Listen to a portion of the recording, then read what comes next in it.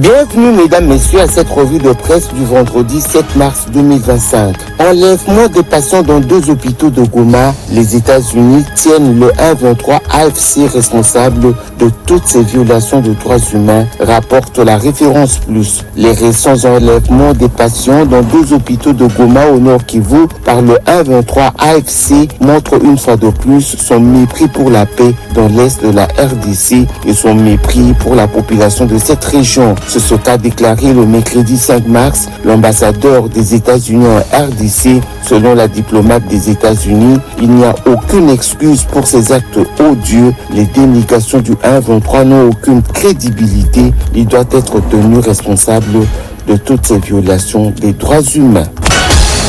Coup dur pour le secteur éducatif, la coalition RDF 123 s'attaque aux enfants, révèle le quotidien. Les attaques répétées du Rwanda et ses pantins du 123 ont conduit à la fermeture de plus de 2500 écoles, laissant plus d'1 million d'élèves dans l'incertitude. L'éducation, un pilier de la bonne gouvernance, est mise à mal par la violence perpétrée contre les populations congolaises et particulièrement les jeunes. Le Rwanda, à travers ses actions, porte un coup dur à l'avenir de ses enfants.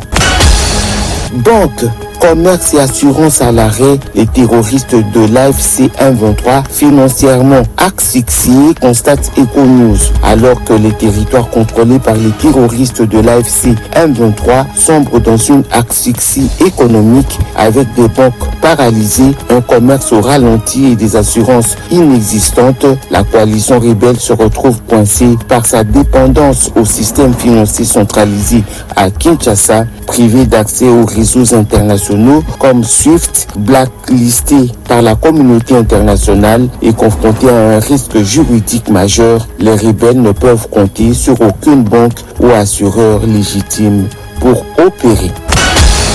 Kwamout, recherché depuis 2022, un des commandants de la milice Mobundo capturé par l'armée, titre actualité.cd. Dans une communication jeudi 6 mars, le porte-parole de l'armée a annoncé l'arrestation d'un homme nommé Sami Iboula alias Saddam qui était en possession d'une arme de guerre. Ce chef de guerre faisait partie des 6 personnes visées par un avis de recherche lancé en 2022 par la police administrative de la RDC. Elles étaient citées comme auteurs intellectuels du mouvement insurrectionnel Mobundo et des tueries enregistrées à l'époque dans le seul territoire de Kwamout.